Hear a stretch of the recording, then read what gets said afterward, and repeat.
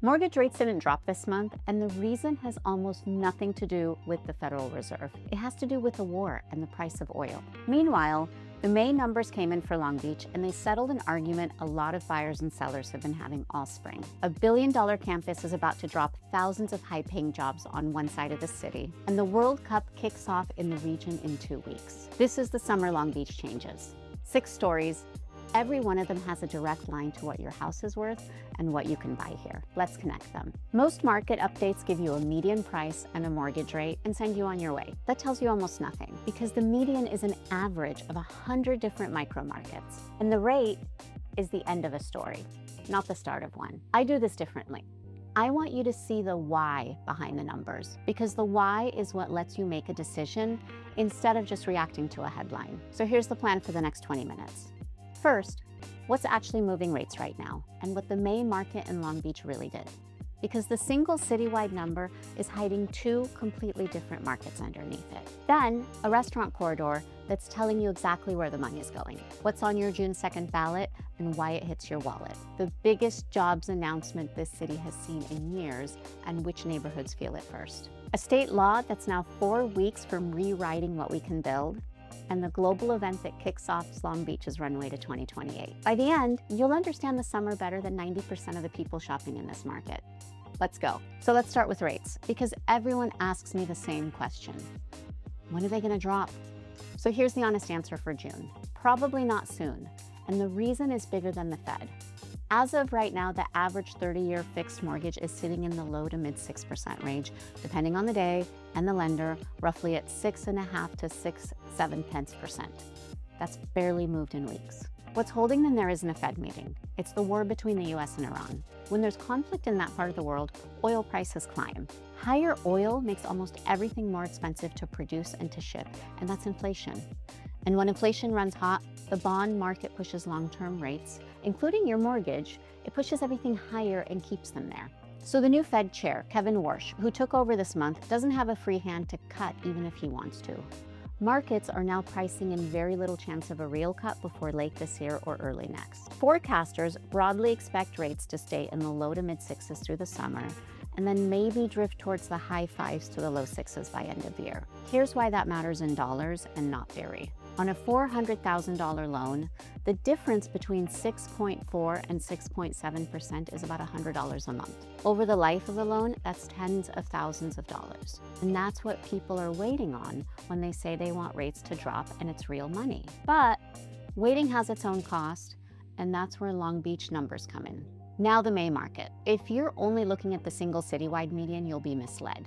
Because Long Beach isn't one market right now, it's 2, and they're behaving very differently. The all-home median sales price in Long Beach is sitting somewhere around the mid-800s, roughly $835,000 to $864,000, depending on the source and the month. But split it by type and the picture sharpens. Single-family homes are running close to $1 million, around $985,000 to $990,000. Condos are roughly half of that, at around $500,000. So when someone quotes you the Long Beach median, ask them which market they're talking about, because the gap between the 2 is enormous. Now, the number that actually tells you who's in control, months of inventory. That's how long it would take to sell every home currently for sale at the current pace. A balanced market, one that favors no one, is about 5 to 6 months. Watch what Long Beach is doing. Single-family inventory in Long Beach is sitting around 1.5 months. That puts Long Beach deep into severe seller's market territory. There are barely any single-family homes for sale, and new listings have been down sharply year over year, and the good ones are gone fast. Well-priced, move-in-ready single-family homes in neighborhoods like Belmont Shore, Naples, and Bixby Knolls are selling in roughly 2 to 4 weeks, sometimes with competing offers. Now, condos are a different story. That market is running closer to 3.5 months of supply. Still underbalanced, but far more breathing room than the single-family side. If you're a buyer who's been getting crushed in bidding wars on houses, the condo market is where you actually have negotiating room right now, especially with the wave of new downtown units I've talked about in the past videos. A few more May signals. Homes are selling at roughly 99.5% to 100% of asking.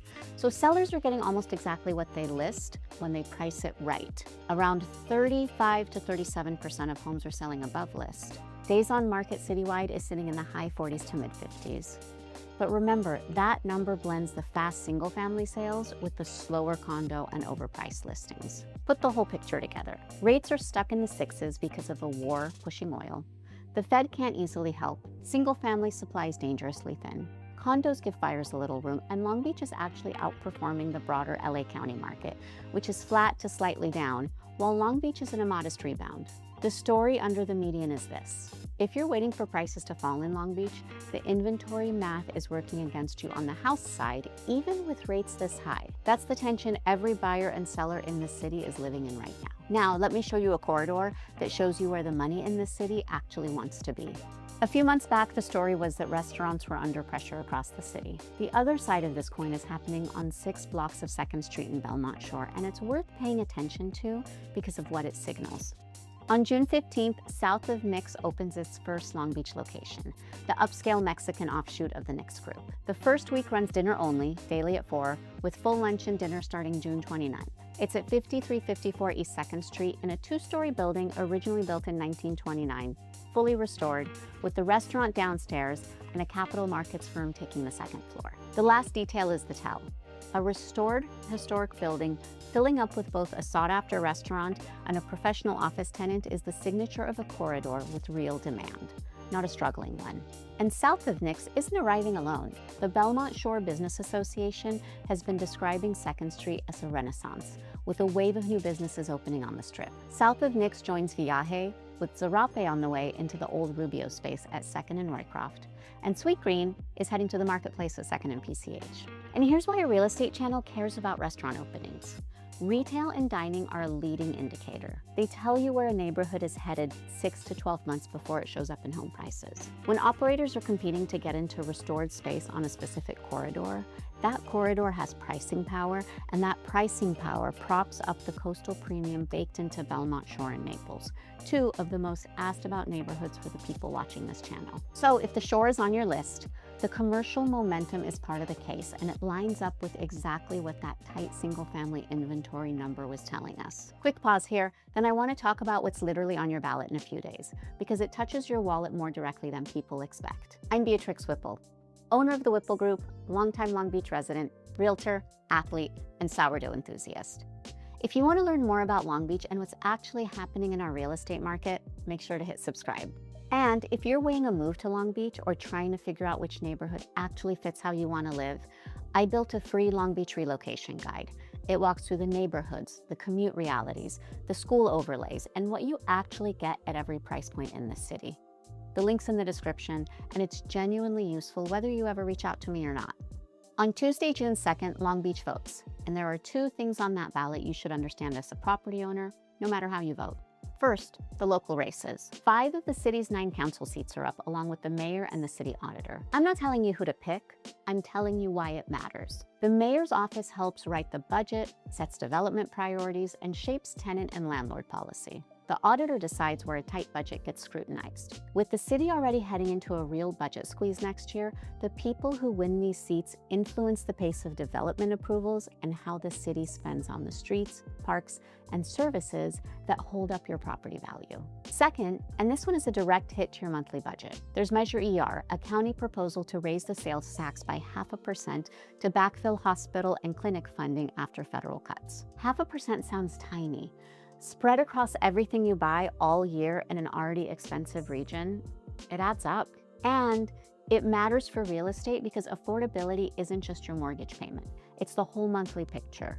It's the loan, the taxes, the insurance, and the cost of daily life on top of all of that. When a buyer runs their real budget, every recurring cost is part of whether a house actually pencils. So whether or not Measure ER passes, the lesson is the same one from the rate segment.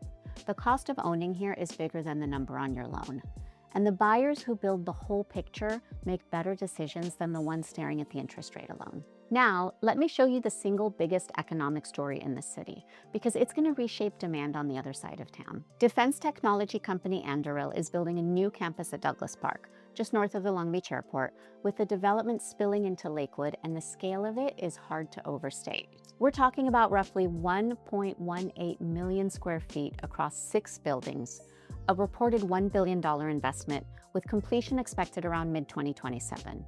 But the number that matters for your house isn't the square footage, it's the jobs. This campus is expected to support around 5,500 direct jobs on site, plus thousands more indirect. And they skew heavily towards software engineers, flight test teams, and research specialists. Those are high-income jobs. Anduril's founder, Palmer Luckey, whose company is valued north of $30 billion, grew up in Long Beach and called it a major aerospace hub in his own backyard. The governor personally highlighted the investment. This isn't a rumor or a maybe. It's funded, it's under construction, and it opens in about a year. Now, connected to everything I just told you about inventory, we already have a single-family market sitting at a month and a half of supply. Now, add 5,500 high-earning households who want a reasonable commute to an airport-adjacent campus by mid-2027. Where do they look? The neighborhoods inside that radius. Los Altos, the airport area pockets, Lakewood-adjacent streets, Bixby Knolls a little further out, and the east side. Those are the places that absorb this demand first. This is a demand signal that you can see 2 years coming out in a market that's already supply-starved on the house side. When a city lands 1,000+ high-income households over a defined window and there's barely any inventory to absorb them, you don't need a forecast to know which direction the prices in that radius are going to lean. The buyers who are thinking about this now, before the campus opens, are positioned ahead of the wave. The ones who wait read about it after the prices have already moved. That's the whole game. That's demand landing in 2027. The next story is about supply, and the clock on its own is much shorter than 2 years. SB 79 and AB 507. I've covered these two state laws before, so this is the quick update with the one thing that's changed. They take effect July 1st. That's 4 weeks away. SB 79 forces higher residential density within half a mile of qualifying transit stops, which in Long Beach means the Blue Line corridor along Long Beach Boulevard up through Wardlow. AB 507 streamlines converting older office buildings into housing, which pulls the aging office stock near the Civic Center into play. The new wrinkle since I last covered it. LA Metro has voted to oppose how the state wants this implemented, so the friction between the state mandate and local control is the thing to watch after July 1st. The law takes effect regardless, but how aggressively it gets used here depends on that fight. The read for you is simple and unchanged. If you own near the Blue Line or a major transit stop, this is a long-term tailwind for your land value. If you're buying, it's one more reason the inventory picture 2 years from now could look different than today. I'm going to do a full dedicated breakdown once it's live and the first project gets filed.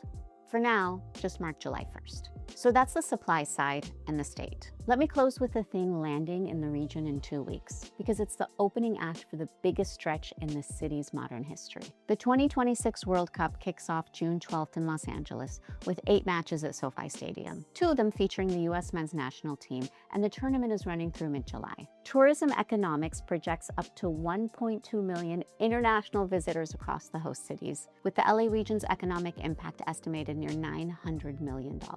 Long Beach isn't a match venue, but the city's running viewing parties, fan experiences, and the cultural celebrations throughout the summer. That means visitor spending flowing into Long Beach restaurants, hotels, and the waterfront without the city hosting a single game. And remember, that 2nd Street corridor we talked about? That's the kind of summer that rewards a neighborhood with momentum. But here's the real estate point, and it's the reason why I'm closing on this. The World Cup is the dress rehearsal. Long Beach hosts 11 Olympic events in 2028, more than any other venue city outside of LA itself. And the city is spending on Elevate 28 infrastructure to get ready. Every major event between now and then is Long Beach proving that it can move huge crowds, light up the waterfront, and bring it all back down without breaking. That track record is part of the long-term case for owning here. A coastal city with $1 billion jobs campus opening, a global event runway through 2028, billions in infrastructure spending, and a single-family market already starved for inventory is not a city you bet against. The World Cup is this month and the first big test of that runway. Watch how Long Beach handles it, because the people paying attention to the 2028 story are making moves right now that the rest of the market won't catch up to for years. That's June. 6 stories all pointing the same direction. The summer Long Beach changes. You can see it coming. Here's where I'll leave you. Long Beach rewards people who come prepared. 6 stories this month. Rates stuck in the 6s because of a war in the price of oil. A May market where single-family homes are starved for inventory and condos give you room. A 2nd Street restaurant boom. A Ballot that touches your wallet. A $1 billion campus bringing 5,500 jobs. A state law 4 weeks out, and the World Cup opening the runway to 2028. The thread through all of it is that the people who connect the dots, rates to inventory to jobs to the next decade, make better decisions than the people watching only the interest rate. June is a setup month, and you just got the setup. If you're still researching Long Beach, grab the free Long Beach relocation guide in the description.